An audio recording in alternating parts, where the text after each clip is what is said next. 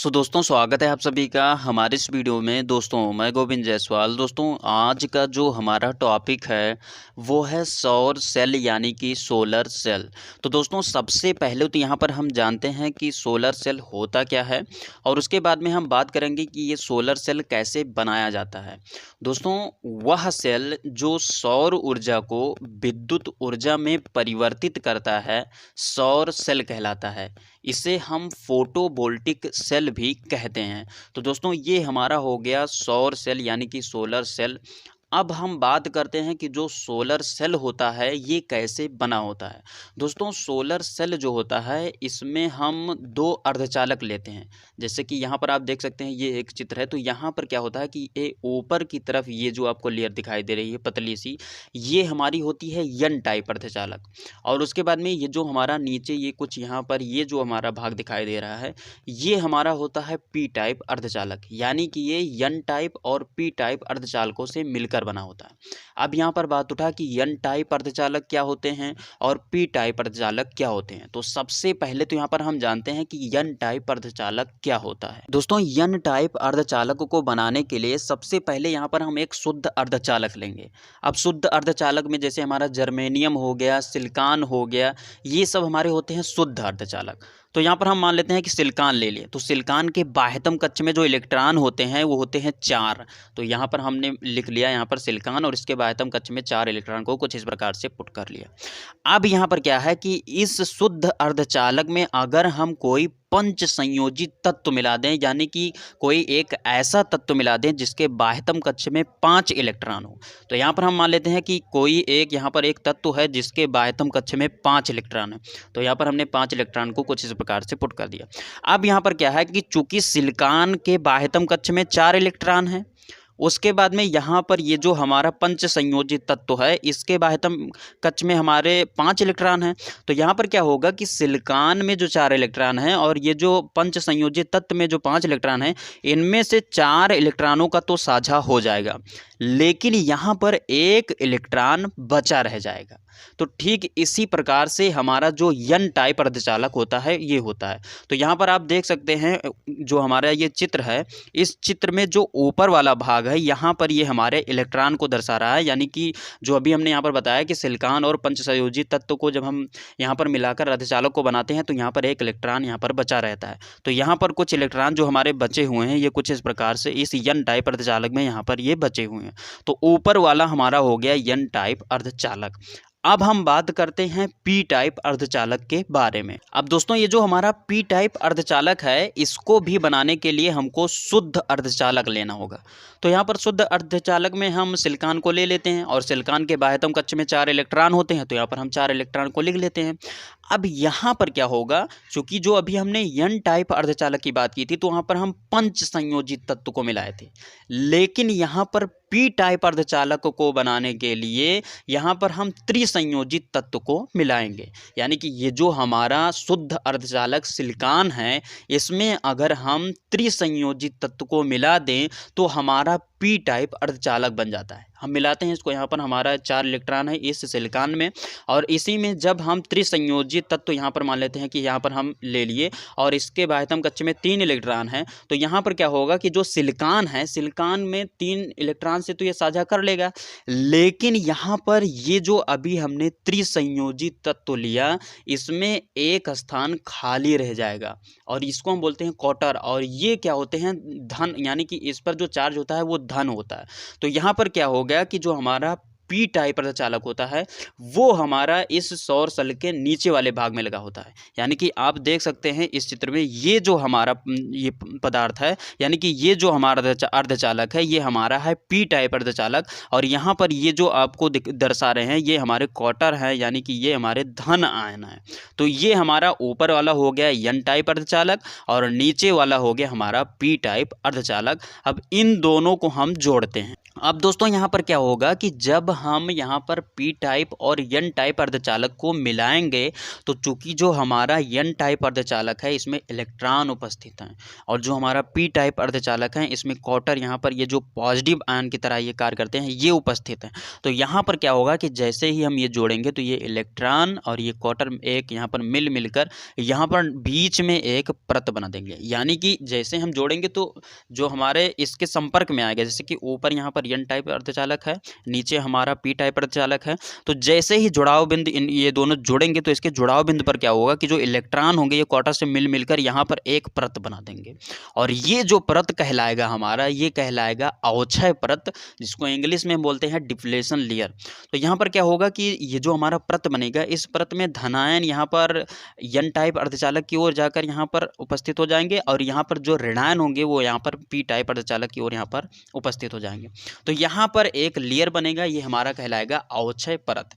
अब क्या होगा कि जब ये लेयर बन जाएगा तो यहाँ पर जो इलेक्ट्रॉन उपस्थित हैं एन टाइप अर्धचालक में, ये अब पी टाइप अर्धचालक में जाकर इन क्वार्टर से नहीं मिल सकते हैं, यानी कि इन धन जो यहाँ पर धन आयन की तरह कार्य करते हैं इनसे अब नहीं मिल सकते क्योंकि यहाँ पर अवक्षय परत बन गया, डिप्लेशन लेयर बन गया। तो यहाँ पर इस प्रकार से ये जो हमारा सौर सेल होता है यहाँ पर व्यवस्थित किया जाता है।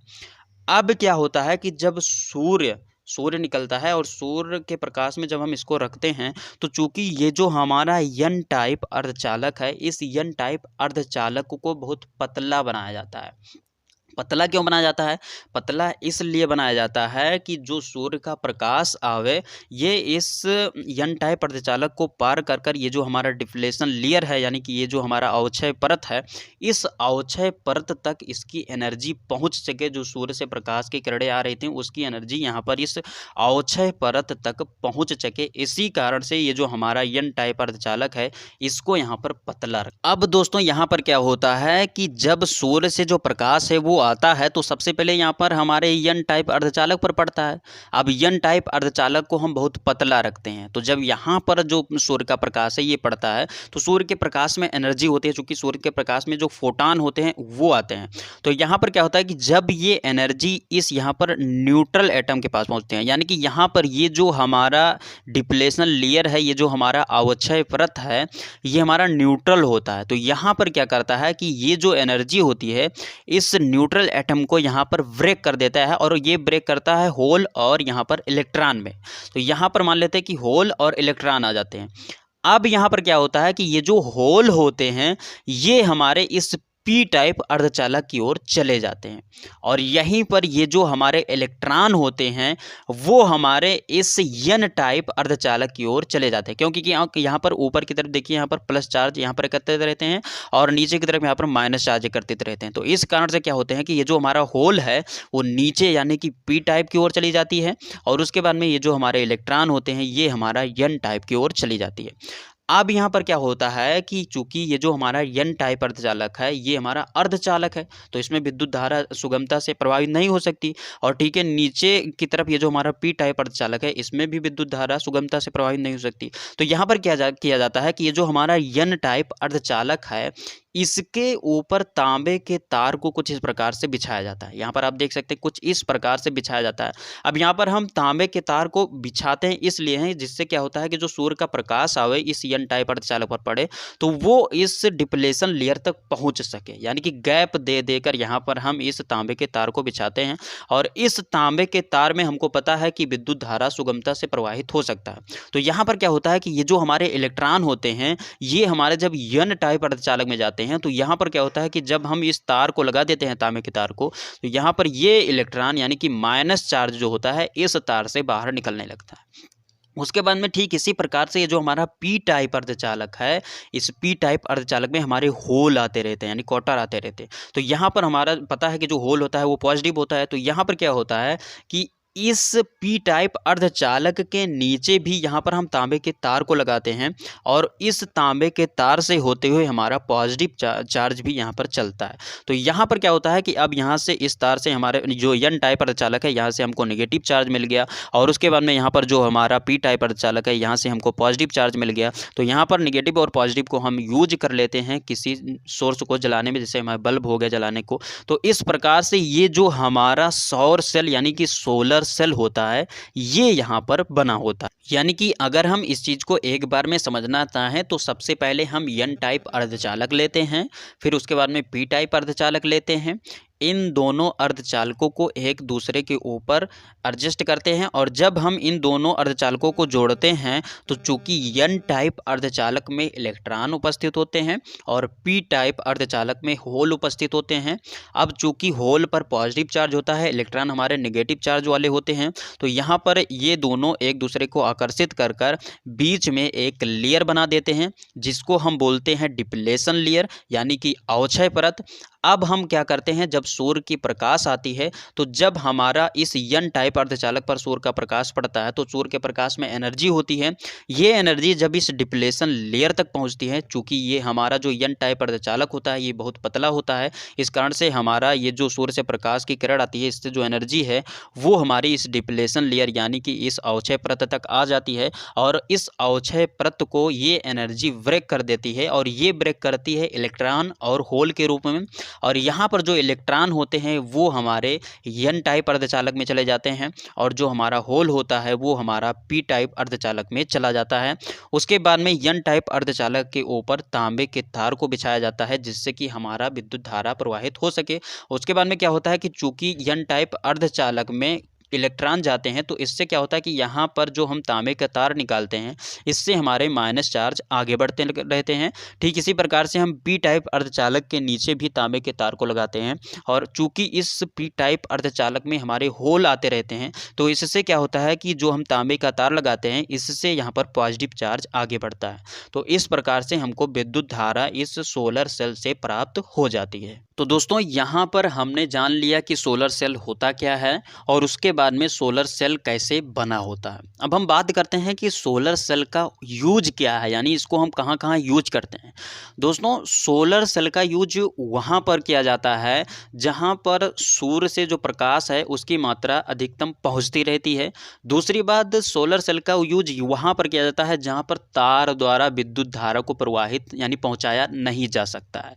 जैसे कि हम अगर बात करें तो जैसे हमारे कृत्रिम उपग्रह होते हैं, इनके पास जो हमारा तार द्वारा विद्युत धारा हम तो प्रवाहित कर नहीं सकते, तो ऐसे कंडीशन में हम यहाँ पर सोलर सेल का यूज करते हैं। या फिर क्या है कि जैसे समुद्रों में जो हमारे बिजली के खंभे लगे होते हैं समुद्रों पर, तो वहाँ पर भी तार द्वारा विद्युत धारा को पहुँचाने में थोड़ी दिक्कत होती है, तो वहाँ पर क्या होता है कि वहाँ पर भी हम सोलर सेल का यूज करते हैं। बाकी सोलर सेल का यूज हम कई स्थानों पर करते हैं जहाँ पर सूर्य से प्रकाश की मात्रा अच्छी हमको मिल पाती है, वहाँ पर भी। तो दोस्तों ये रहा हमारा आज का वीडियो सोलर सेल यानी कि सौर सेल। दोस्तों उम्मीद करता हूँ ये छोटी सी वीडियो आप सभी को अच्छी लगी होगी। वीडियो अच्छी लगी तो वीडियो को लाइक कीजिए और दोस्तों यदि आप नए हैं हमारे चैनल पर तो चैनल को सब्सक्राइब कर प्रेस कर लीजिए बेल आइकन को, जिससे कि आपको नए वीडियो का अपडेट मिलता रहे। तो दोस्तों बस यहीं पर दीजिए इजाज़त। जय हिंद, वंदे मातरम।